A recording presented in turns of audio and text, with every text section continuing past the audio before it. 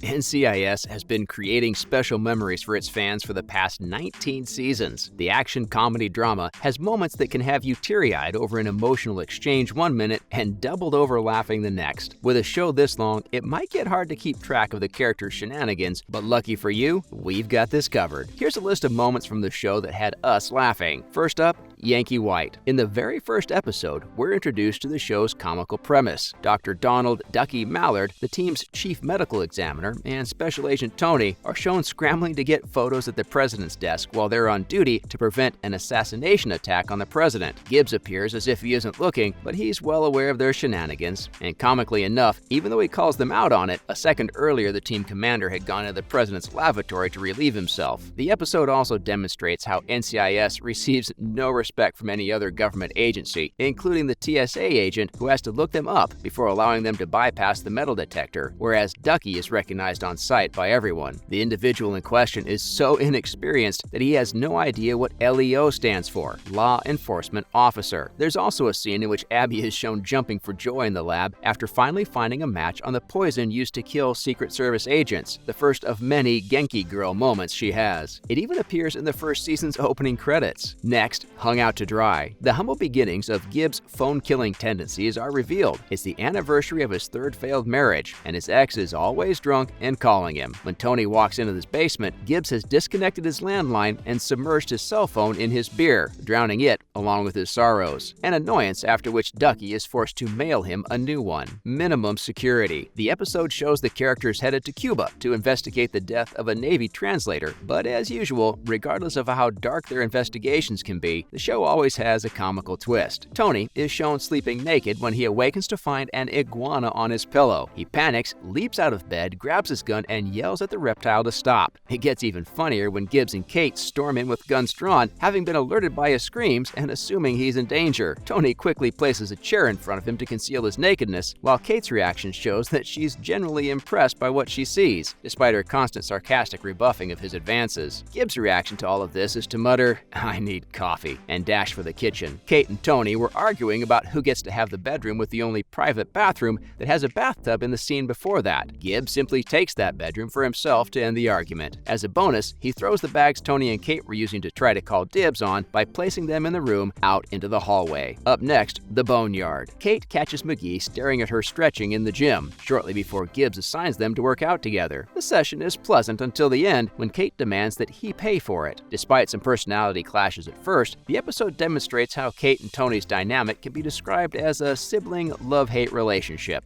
Tony trolls McGee full force, holding out his half-eaten sandwich to McGee, asking if he wants any, and watching McGee casually take the sandwich, eat a large bite, and hand it back with a thanks. Tony then immediately throws it away, leaving McGee paranoid and perplexed about what was wrong with that sandwich, especially since he had just had a mouthful. Next, Silver War. After her first appearance in Kill Ari, Part 1, Ziva became a regular cast member from the episode Silver War onwards. She's shown driving the NCIS truck for the first time, that too on the wrong side of the road, as she heads to a crime scene with her new co-workers. Everyone in the vehicle is shown screaming and throwing up, while cars honk and squeal in the background. But Ziva remains so calm, it's hilarious. Although Israelis drive on the right, Ziva claims she was only in the UK for 6 months, which explains why she was driving on the wrong side. She also explains that she drives quickly because it's the best way to avoid IEDs, and Israelis drive offensively rather than defensively. Now, undercovers. The episode shows an armed confrontation between the FBI and NCIS agents, which consists of about 10 seconds of inaudible yelling and screaming before they all suddenly go silent when they realize they're on the same side. It also shows Tony and Ziva's first night sharing a bed while being watched by FBI agents. Tony appears to be a very loud snorer at first, but a second later, it is revealed to be Ziva, with Tony unable to sleep due to her snoring. Tony tries waking her up, who then, still half asleep, pulls a gun from under her pillow and points it directly at Tony's face. Tony, understandably alarmed, quickly says, "Never mind," and she mumbles and turns to sleep, with Tony muttering, "Crazy chick." Furthermore, the FBI agents who are spying on Tony and Ziva are convinced that the two of them had sex. This makes McGee wonder if Tony and Ziva did it while they were undercover. When Ziva pours water on Tony's head the next morning, he wakes up. Tony, dressed only in his boxers, leaps into a combat stance on the bed, exclaiming, "Getting into position." position, boss," before remembering where he is. Following the armed confrontation between the NCIS and the FBI, Fornell arrives, enraged because the married assassins were technically under the jurisdiction of the FBI. Gibbs, who is equally enraged, demands that the two of them go to their usual conference room. Both sides' agents wince, knowing that things are about to get ugly. Once inside the elevator, it is revealed that both Fornell and Gibbs were putting on a show for political purposes, and they quickly reach an agreement of cooperation. Next, frame up. Abby and Tony's relationship is a friendly one, with the two making non-hostile jibes at each other and squabbling about various topics, such as movies and personal possessions. This episode showcases the pair's dynamic when Tony is framed for murder, and all the evidence seems to point to him, much to Abby's displeasure. She perks right up when she finds contrary evidence. Ziva and Ducky are another friendship from the show that is widely adored. When she comes back to NCIS with Tony and McGee, Ducky is the only one who has solid faith in her. He goes out of his way to assist Ziva on their way to a crime scene in a national park until she gets tired of it and tells him he's being very nice, but she doesn't need his help. Then she takes one step forward and slips, bowling herself and Ducky into a pond with a massive splash. She, to her credit, laughs just as hard as he does. And now, Witch Hunt. In the Halloween-themed episode, Gibbs describes the crime scene with a comical choice of words, saying they're going to "General Custer has been shot and there's a dead skeleton in his living room." Ducky and Palmer show up at the crime scene with their van having been egged. When the two are asked if they got a good look at the culprits, Ducky responds by telling Jimmy to release the captives. Jimmy then proceeds to let two teenagers dressed in ninja costumes out of the back, after which the boys then have to clean up their handiwork. The episode also includes a case of a little girl's kidnapping. The instant the mother understands that her daughter is safe, she turns on the woman who introduced herself as her sister and knocks her to the ground. She tells Gibbs and the team that the woman is actually one of the kidnappers and proceeds to punctuate every sentence with a kick. You can clearly see the "oh crap" look on the kidnapper's face just before the ass-kicking begins. Gibbs and McGee are so taken aback that they just stand there and watch. Gibbs is shown scrambling to press himself against the wall so he can get out of the way. Next, Smoked. The plot revolved around a body discovered in a chimney. Actually, when you think about it, the entire setup surrounding this is hilarious. Fornell has arrived at NCIS with official notification that the body in question that the FBI has been looking for years is to be turned over to them, despite the fact that NCIS discovered the body. He approaches Jenny, who acknowledges that everything appears to be in order. The team commander invites them to the autopsy, where Ducky reveals the manner of death. Death by screwdriver indicates that the killer was killed on a naval base and thus falls under the jurisdiction of NCIS. Jenny then tears up Fornell's notification. Gibbs and Jenny's expressions indicate that they were already aware of how the guy died, but instead of simply telling Fornell, they make him jump through their hoops, mostly to mess with him. That's a wrap for this video. Which one of these hilarious NCIS moments was your favorite? Let us know in the comments below. Make sure to give this video a thumbs up and subscribe to our channel for more videos like this one. See you in the next one.